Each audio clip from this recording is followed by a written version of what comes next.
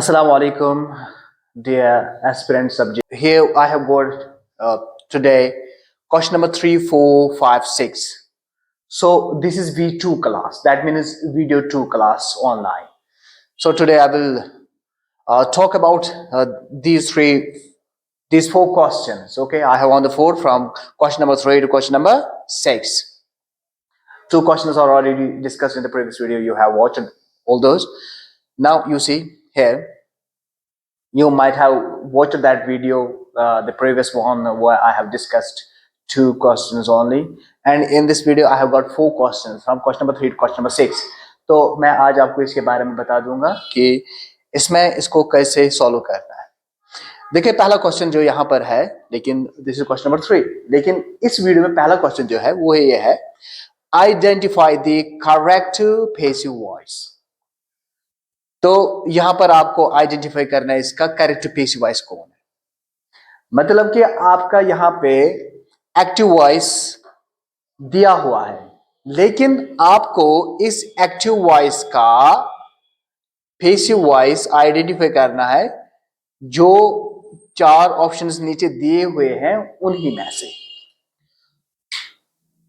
तो जब आप इसको आइडेंटिफाई करने की कोशिश करेंगे तो आप कैसे करेंगे? पहले आप गैस करने की कोशिश करेंगे, they are playing cricket. So अगर आप गैस पे जाएंगे आप बोलेंगे cricket is played by them, cricket was played by them, cricket is being played by them, cricket has been played by them. It seems in your mind, अगर आप इसको देखें कम से कम आपको लगेगा कि ये सेम सेंस कर रहा है। तो एक कंफ्यूजन ये होता है।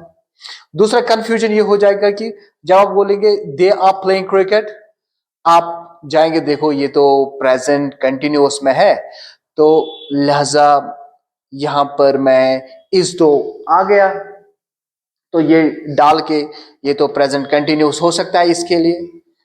नहीं, बिल्कुल ये इसका आंसर है ही नहीं, क्योंकि मैं आपको बता दूं कि जब हम बोलेंगे cricket is played by them, ये जो पहला ऑप्शन जो इसमें है ये सिंपल प्रेजेंट में अगर आपका एक्टिव वॉइस सेंटेंस आता है उसको पैसिव वॉइस में करने के लिए ये सही है, क्योंकि इसमें क्या करते हैं हम is plus third form of the verb इस्तेमाल करते हैं। जैसे यहां पर इज है और third form of the verb, तो ये सिंपल प्रेजेंट में ये काम आता है। तो ये सिंपल प्रेजेंट का रूल है इसमें। फिर इसके बाद cricket was played by them, तो ये सिंपल पास्ट का है, cricket was played by them. अब इसके बाद है cricket is being played by them, ये है प्रेजेंट कंटिन्यूअस का। इसके बाद हमारे पास है option D, cricket has been played by them. So this one is present perfect continuous, present perfect continuous. तो अब हमें आइडेंटिफाई करना है। देखिए इसमें क्या टेक्निक है, they are playing cricket, they are playing cricket, तो हमें ये आइडेंटिफाई करना है। ये सेंटेंस जो है ना ये है प्रेजेंट कंटिन्यूअस, प्रेजेंट कंटिन्यूअस का। जब इसका हमें पैसिव वॉइस देखना है तो हमें इसका प्रेजेंट कंटिन्यूअस ही देखना पड़ेगा। तो उसके लिए हम क्या करेंगे, क्या ये वाला पहला है? नहीं, ये तो सिंपल प्रेजेंट है, जैसे मैंने आपको बता दिया। ये वाला जो है ये सिंपल पास्ट है। अब cricket is being played by them, ये है प्रेजेंट कंटिन्यूअस। तो इसमें ऑप्शन सी इसका सही आंसर बनेगा, जबकि ये तीन ऑप्शंस जो इसके बगैर है ये इसके आंसर्स नहीं है, क्योंकि वो अलग अलग टेंस बनाते हैं। जैसे ये सिंपल प्रेजेंट पहला, दूसरा ये सिंपल पास्ट, और तीसरा जो है प्रेजेंट कंटिन्यूअस, ये तो इसका आंसर है। और ये वाला जो लास्ट इसमें डी पार्ट बनता है, डी ऑप्शन, ये है प्रेजेंट परफेक्ट कंटिन्यूअस। तो ये परफेक्ट कंटिन्यूअस है, तो ये इसका ऑप्शन नहीं है। तो इसका सही आंसर ऑप्शन सी है। ये तो एक तरीका, ये टेक्निक है कि जिसके लिए हमें लैंग्वेज पढ़ना या ग्रामर पढ़ना जरूरी है। और इसके बाद क्वेश्चन नंबर 4, अगर वहां पे इस तरह क्वेश्चन को चूज द करेक्ट प्रपोजिशन, तो आपको इसमें देखना है कि आप क्या यहां पर लगा देंगे, कौन सा प्रपोजिशन इस्तेमाल करेंगे। आप यहां पर इसमें आ जाए दिमाग में कि ही इज फॉन्ड, तो क्या इन लगाओगे, ही इज फॉन्ड इन म्यूजिक, वो म्यूजिक के अंदर दिलचस्पी रखता है, यानी कि म्यूजिक के अंदर दिलचस्पी रखता है, तो ये सेंस नहीं बनाता क्योंकि ये अपनी पोजीशन इनसाइड दिखाता है। अब ही is fond of music, music के साथ ही बिलोंगिंग दिखाता है, तो यहां पर ऑफ क्या दिखाता है, ऑफ दिखाता है बिलोंगिंग। लेकिन जबकि इन क्या दिखाता है, इन दिखाता है इनसाइड पोजीशन, ठीक है, इनसाइड पोजीशन। तो इसके बाद ऑन अगर आप लगाओगे तो ये दिखाता है कौन सी पोजीशन, ये दिखाता है इसके ऊपर पोजीशन, यानी कि इसके ऊपर, जैसे कि he is found on music अगर आप लगाओगे, यानी कि वो म्यूजिक पर दिलचस्पी रखता है, तो ये इसका सही आंसर नहीं है। तो ये इसका पोजीशन इस पर है, जैसे कि इस पर दिखाता है। At, he is fond at music, जब हम बोलेंगे he is fond at music, this is also incorrect because at shows something position but around, so this is not going to talk about this. So here अगर हमें अब इसका सही answer जो है वो इसमें ऑप्शन सी आएगा। क्यों? क्योंकि ये दिखाता है belonging, he is fond of music, यानी कि म्यूजिक का वो शौक रखता है, यानी कि उसके साथ वो ताल्लुक रखता है। तो उर्दू में भी अगर इसका तर्जुमा किया जाए, अगर आप उर्दू जानते होंगे, इनको हम उर्दू में तर्जुमा मैं करते हैं, यानी कि अंदर, अंदर या मैं घर में हूं, जैसे मैं घर में हूं या मैं घर के अंदर हूं, अंदर, तो ये इन ऐसी पोजीशन दिखाता है। ऑफ दिखाता है का या के या की, उर्दू में अगर इसी तर्जुमा करें। ऑन दिखाता है पर, और एट भी दिखाता है पर या करीब, आसपास, क्योंकि हम इस तरह की ये एट को जैसे हम इस्तेमाल करते हैं, क्योंकि इसकी मीनिंग बनती है कि जैसे आप इसका इस्तेमाल करें। तो इसमें अगर इसके मुआफिक जो आंसर बनेगा वो बनेगा like he is fond of music, तो फॉन्डा बनता है और इसकी कोलोकेशन भी इसी के साथ है, फॉन्ड ऑफ, ठीक है। तो this is the right answer of this question number 4, while this is question number 2 in this kind of video, in this video, okay, this is here, this is question number 2 in this video. Question number 5, however this is question number 3 in this video. Choose the correct article. अब यहां पर आपको article देखना है, क्या इस्तेमाल करोगे।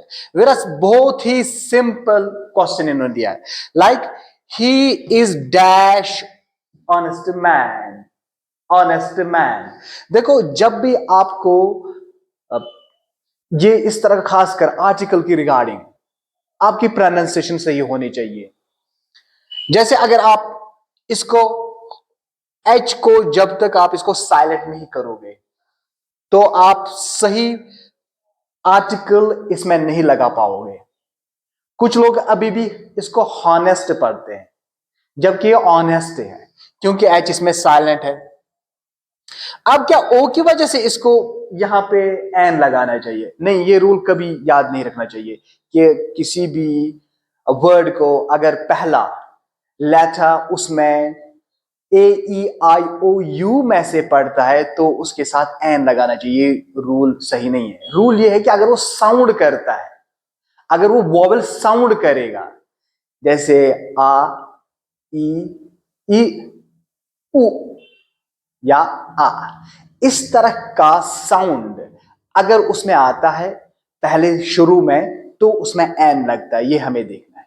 देखिए अगर आप कभी बोलोगे बारे में जैसे union, U N I O N, union, union में पहले यू पड़ता है। अगर आप इसमें एन आर्टिकल लगाओगे ना, आपने गलत किया है। क्यों? आप लेटर पे जाते हो यू जो इस्तेमाल हुआ है, जबकि आपको देखना है कि साउंड क्या देता है।